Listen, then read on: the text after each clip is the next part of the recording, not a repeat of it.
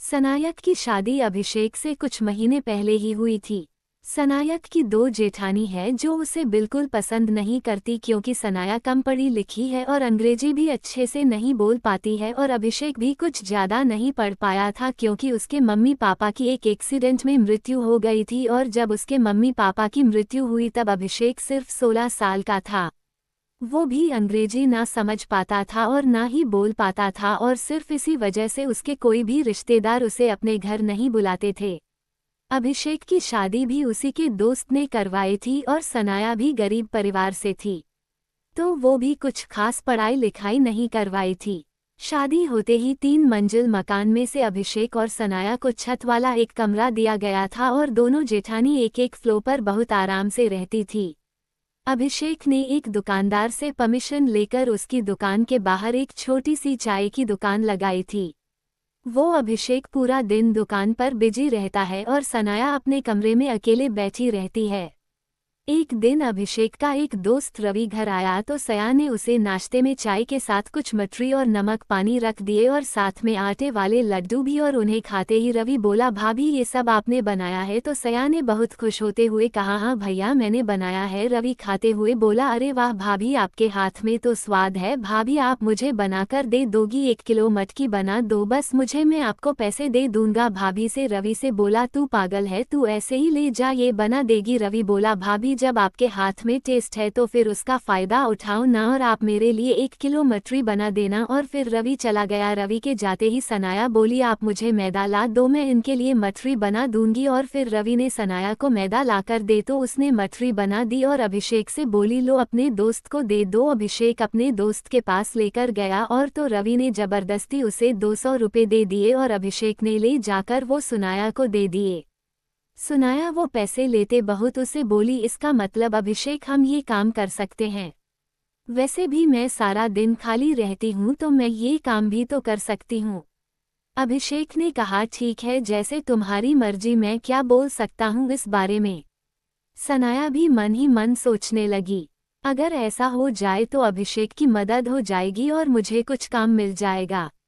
और फिर एक दिन हम सनाया को आवाज लगाते हुए अपने कमरे में गया और बोला, सनाया आज मेरी दुकान में एक सर आए थे और उन्होंने मुझसे पूछा क्या मैं किसी ऐसे व्यक्ति को जानता हूं जो अच्छा खाना बनाता हो, क्योंकि उन्होंने अपने बैंक की नई ब्रांच वहां खोली है तो उन्हें वहां स्टाफ के लिए खाना मंगवाना है। तो मैंने बोला, मेरी पत्नी बहुत अच्छा खाना बनाती है। सनाया ने उसकी तरफ देखा, देखते धीरे से पूछा, फिर आपने क्या कहा? अभिषेक ने हंसकर कहा, तो मैं क्या कहता, जो तूने डिब्बा दिया था ना खाने का वो मैंने उसे खिला दिया। और उसने बोला, मैं शाम में फोन करके बताता हूँ। तो अभिषेक की तरह देखते हुए बोली, तुम्हें ये सब सही लग रहा है ना? कोई दिक्कत तो नहीं होगी ना? और फिर अगर हम खाना देते हैं तो हमें टिफिन भी तो खरीदने पड़ेंगे ना? अभिषेक ने सनाया की तरह देखा और बोली, ये तो मैंने सोचा ही नहीं था। एक काम करते हैं ना, ये जो आजकल डिस्पोजल चल रहे हैं जिसमें चाउमीन मोमोज जाते हैं वैसे ले लेते हैं और हम जब हमारे पास पैसे इकट्ठे हो जाएंगे तब हम टिफिन खरीद लेंगे, सही है ना? चाय हमें से हिला दी।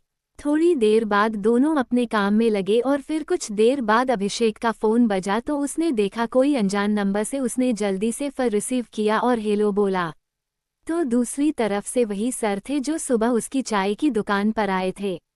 अभिषेक ने खुश होते हुए कहा, जो सर बताएं ना, क्या बात है, आपका क्या विचार बना? सर ने कहा, से हम 10 दिन के टायर पर तुम्हारा खाना मंगवाना चाहते हैं बैंक में, और अगर 10 दिन तक वो खाना अच्छा रहा तो हम परमानेंट आपको भी ऑर्डर देंगे खाने का। अभिषेक और सनाया ये बात सुनकर बहुत खुश हुए और 10 दिन का खाना देने का पक्का वादा कर दिया और फक काटते दोनों एक दूसरे को गले से लगा लिए। तभी वहां नायक की बड़ी जेठानी रूपा कपड़े के अंदर लाई, जो बहुत देर से बाहर खड़ी इन दोनों की बातों पर ध्यान रखी हुई थी और आखिर बोली, ऐसा है यहाँ कोई किसी काम अगर तुम दोनों करोगे तो हम किराया दोगे? सर ने जेठानी की तरफ देखा तो बोली, इसका मतलब आप छुप छुप के हमारी बातें सुन रही थी, और वैसे भी इस घर में हमारा भी हक है। अगर हम दोनों चुपचाप ऊपर के कमरे में रह रहे हैं तो इसका मतलब ये नहीं कि तुम्हें हमसे कुछ भी कहने का हक मिल गया। हमें जरा सा काम क्या मिल गया, अब तो चढ़ गई। और फिर आज तक आप भैया क्या करते हैं क्या नहीं? हमने तो नज़र नहीं रखी आप सबके ऊपर, तो आप क्यों नज़र रखती है हमारे ऊपर?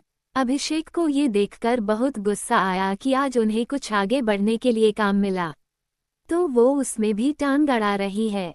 वो दंतनाता हुआ नीचे गया और अपने भाई से गुस्से में आंखें लाल करते हुए बोला, भैया अगर हम चुप है तो इसका मतलब ये नहीं कि हमारी चुप्पी गलत फायदा उठाओगे।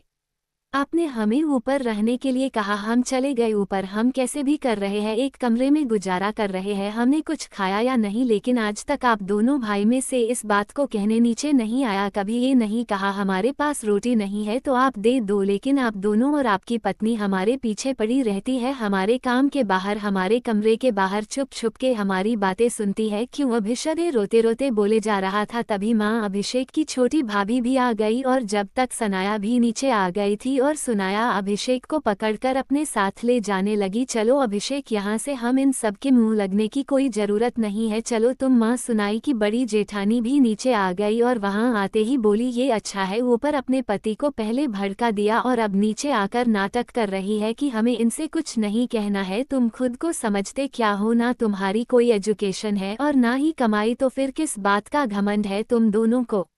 सया अपनी जेठानी की तरफ उसे देखते हुए बोली, भले ही हमारी शिक्षा आपके जैसी जितनी नहीं है और ना ही हमारी कमाई, लेकिन हमें ये पता है कि इसे कैसे बात करनी होती है। ना ही किसी की कमाई पर हमारी नज़र, और सिर्फ वही कमाई इज्जत वाली नहीं होती जो कंपनी के तरफ से मिलती है। इज्जत की होती है जो एक छोटी जगह में बैठकर इज्जत के और ईमानदार के साथ कमाई जा सके। समझे? सनाया रोते हुए गुस्से से बोले जा रही थी, तभी अभिषेक के बड़े भाई सोहेल चिल्लाई, क्या है ये सब? पहले मुझे बताओ किस बात पर बहस हो रही है? अपने पति को गुस्सा कहते हुए छत से बोले, देखो सोयल जी, हम सबसे नीचे रहते हैं और हमसे ऊपर आपके छोटे भाई अरविंद अपनी पति जूही के साथ, और सबसे ऊपर ये दोनों, और इन्हें कोई इनकी औकात के हिसाब से टिफिन को कोई काम मिला है और मैं उसे रोकने के लिए मना कर रही हूँ, और अगर ये अपने कमरे से कुछ करेंगे तो इन्हें हमें किराया देना पड़ेगा। तो बताओ क्या गलत कहा? और वैसे भी सीढ़ियाँ हमारे ही कमरे के सामने से जा रही है ऊपर की तरफ, और हमारे 2 बेटियां भी है, और इनके बेटे जब टिफिन लेकर यहाँ से जाएंगे तो क्या गारंटी हमारी बेटियां सुरक्षित है? रूपा की बात बीच में कार्तिक सुनाया बोली, अच्छा, और अगर हम किराया देंगे तो आपको गारंटी मिल जाएगी अपनी बेटियों की सुरक्षा की? बताइए जरा। अब रूपा के पास कोई जवाब नहीं था। तभी वहां अभिषेक का दूसरा भाई और उसकी पत्नी वहां गई। अरविंद ने सच की तरफ देखते हुए कहा, क्या हो रहा है? क्यों रात के 10 बजे घर में इतना शोर मचा रखा है? रूपा ने अरविंद और जूही की सारी बात बताई। तो जूही बोली, तो क्या हुआ? इनकी जिंदगी अलग है तो हमें क्या मतलब? छोड़ो ना, हम बेकार में क्यों फंसे? जूही की तरफ देखते हुए सुनाया बोली, ये बड़ी बीवी कह रही है कि हमारी बेटियां सुरक्षित नहीं रहेंगी, क्योंकि इस घर में टिफिन डिलीवर करने वाले आएंगे, और अगर हम किराया देंगे तो बेट की सुरक्षा की इनकी गारंटी मिल जाएगी इन्हें। और सुनाया रुपए की तरफ गुस्से से टेली नज़र से देखने लगी। जय ने रुपए की तरफ देखा और बोली, वैसे बड़ी भाभी एक बात बताओ, आपको इनसे इतनी परेशानी क्या है? करने दो ना, जो करना है, हमें इनसे क्या? जूही की बात बीच में काटते हुए अर्जुन बोला, जिस काम में घर में कलेश हो उसे अच्छा है कि तुम दोनों ये काम बाहर रहकर करो, यहाँ नहीं। और अरविंद का साथ देते हुए सोहेल भी बोला, हाँ यही सही है, तुम दोनों बाहर से करो, जो करना है यहाँ से मत करो। सना और अभिषेक अपने सर की तरफ देखा और उन दोनों की आंखों में आंसू थे, तो अभिषेक ने सनाया का हाथ पकड़ा और सीधे होकर अपने कमरे में ले गया, और वहां जाकर उसने अपना फ़ उठाकर अपने दोस्त रवि को फ़ किया और उसे सारी बात बताते हुए कहा, भाई देख, थोड़ी सी उम्मीद की किरण लिखी है, प्लीज़ तुम मुझे अपना कमरा दे देना। अगर मेरा काम चल गया तो जल्दी ही मैं किराए पर दुकान ले लूँगा। उसकी सारी बात सुनकर उसका दोस्त रवि बोला, चल मैं तुझे अपना कमरा दे दूंगा, लेकिन मुझे तेरे काम में पार्टनरशिप चाहिए। तेरी पत्नी भाभी की मदद कर दिया करेगी। खाना बनाने में अभिषेक बोला, लेकिन उन्होंने 10 दिन का टायर मांगा है यार।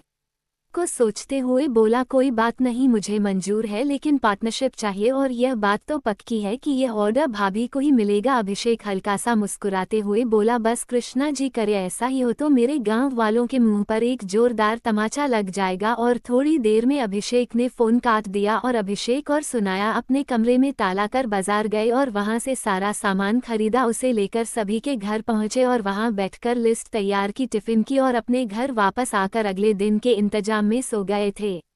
अगले दिन सुबह उठकर दोनों दिन से रवि ने घर पहुंचकर बाहर टिफिन तैयार किए और अभिषेक और रवि ने सारे टिफिन बैंक में पहुंचाए और 5 दिन लगातार उन्होंने टिफिन इसी उम्मीद बैंक पहुंचाए थे कि ये ऑर्डर उन्हें मिले और छठे दिन बैंक के मैनेजर ने फ़ोन किया।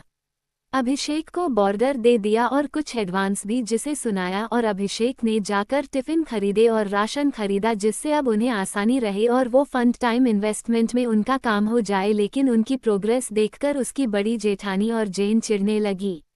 उन्हें उम्मीद नहीं थी कि यू ऑर्डर उन्हें मिलेगा और रूपाल ये भी नहीं सोचे थी कि अगर हम इन्हें यहाँ रहने के लिए मना कर देंगे तो ये कुछ नहीं कर पाएंगे। लेकिन सना और अभिषेक की बहना धीरे धीरे रंग लाने लगी थी। उन्हें और ऑर्डर मिलने लगे थे। एक दिन अभिषेक और सनाया घर पहुंचे तो रूपा ने उन्हें नीचे ही रोक लिया और उन्हें बताया कि वो इस मकान को बेच रहे हैं, जिसे सुनते ही वो दोनों बुरी तरह से हिल गए। दोनों अपने माथे पर हाथ रखकर बैठ गए क्योंकि उन्हें पता था कि अभिषेक के भाई भाभी उन्हें मकान के पैसों में से बहुत कम हिस्से देंगे। कुछ सोचते हुए सनाया ने पूछा, कितने में सौदा हुआ है आपको? रुको थोड़ी करते बोली, तुम्हें भी बताएं कितने में सोता हुआ है, मैं तुम्हारा हिस्सा मिल जाएगा। बस रुपए की तरफ धोखा देकर बोली, ऐसा है भाभी आप जो समझ रही हो ना कि हमें बेवकूफ़ बनाकर हमें कुछ 000 देकर कहोगे कि ये हमारा हिस्सा है और हमें उसे खुशी खुशी ले लेंगे, तो भूल जाओ आपकी ऐसा कुछ होगा। और हाँ, मम्मी पापा के पास इस मकान पर सबका बराबर का हक है, तो मैं अपना हक नहीं छोड़ूंगी और जब तक मुझे में पता चलेगा कि कितने का सौदा हुआ है तब तक तो मैं बिल्कुल भी कहीं भी किसी भी पेपर पर साइन नहीं करूंगी और ना इन्हें करने दूंगी। कम पढ़ी लिखी जरूर हूं पर लेकिन बेवकूफ़ समझने की गलती बिल्कुल भी मत करना, क्योंकि इतना मुझे भी पता है अगर आपने हमारे साथ कोई भी हेराफेरी की तो कानून का दरवाजा खटकाना हमें भी आता है, समझी आप?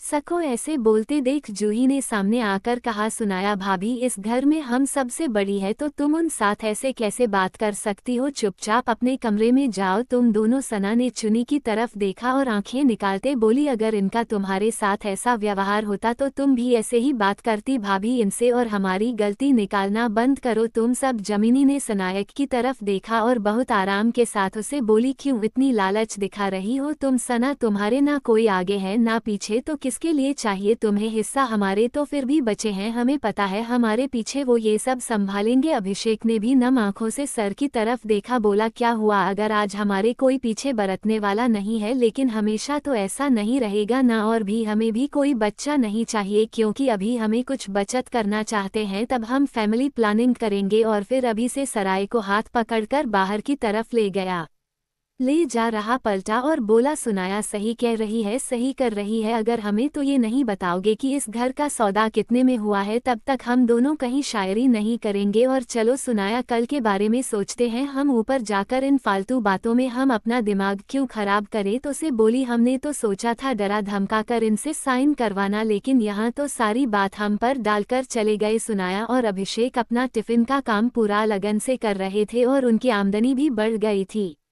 कुछ देर बाद फिर से रूपा ने एक मीटिंग रखी और इस बार वकील भी था और रूपा ने अभिषेक और सनाया को भी वहां बुलाया, तो उन लोगों ने बताया कि मकान का सौदा 60 लाख का हुआ है और उसमें मेरे दोनों भाई 25-25 लाख ले रहे हैं। तो सनाया अभिषेक को बस 10 लाख दे रहे थे। तभी सनाया बोली, नहीं हमें बराबर के 20 लाख चाहिए, आगे वो दोगे तो हम कचहरी जाकर साइन करेंगे, ऐसे घर में नहीं, और हमें 20 लाख कैश में चाहिए, चेक में। और सनाया अभिषेक सीधे ऊपर चले गए। रूपा और बाकी सब उन्हें देखते ही रह गए। किसी को उम्मीद नहीं थी कि सनाया अभिषेक का दिमाग ऐसे काम कर सकता है, लेकिन अभिषेक इन बातों में सीधा था और सनाया तेज, उसने धीरे धीरे सारा प्रोसेस पता कर लिया था। सनाया अभिषेक ऊपर गई और अभिषेक ने पूछा, सनाया तुम्हें कैसे पता इतना सब? मैं तो हैरान था तुम्हारी बात को सुनकर। सनाया अभिषेक की तरफ देखा और बोली, वो क्या है ना, तुम्हारी हमारे माइक में जो एक वकील भैया रहते हैं ना, उन्हें फ़ोन किया था और उसने उनसे सब कुछ पूछा, तो उन्होंने मुझे बताया था कि मुझे साइन कचहरी में ही जाकर करनी है। और फिर क्या था, मैंने वही सब यहाँ इन सब से कह दिया और अब देखते हैं क्या होता है। और सनाया जाकर चाय बनाने लग गई। नीचे सब ने आपस में बातें की और फिर यही फैसला लिया गया कि हम इन्हें, सनाया और अभिषेक को रुपए लाख देते हैं और अपना अपना अलग घर बनाते हैं और अलग रहते हैं। एक दिन रूपा ने सनाया और अभिषेक को कचहरी आने के लिए कहा। साइन के लिए तो सनाया ने अपने मायके वाले वकील भैया को बता दिया तो वो भी वहां आ गई। उन्होंने पूरे पेपर पढ़ते तभी सनाया और अभिषेक को साइन करने के लिए कहा और उन दोनों को 20 लाख के हाथ ही हार दिलवाए, जिसे उन दोनों को अपना बिजनेस को आगे बढ़ाने का सोचा और बहुत जल्दी उन्हें खाना बनाने के ऑर्डर मिलने लगे और वो दोनों बहुत खुश थे। और उनके दोनों भाइयों ने उन दोनों के घर आना छोड़ दिया था, उसे कोई मतलब रखना भी बंद कर दिया था। लेकिन इस बार की शायद और किसी पर कोई असर नहीं पड़ा। दोनों ने बोर्ड पर अपना मकान खरीद लिया था और दोनों एक साथ बहुत खुशी से रहते थे। कुछ समय बाद उनकी एक बेटी भी हुई जिसे उन्होंने खूब पढ़ाने का वादा किया।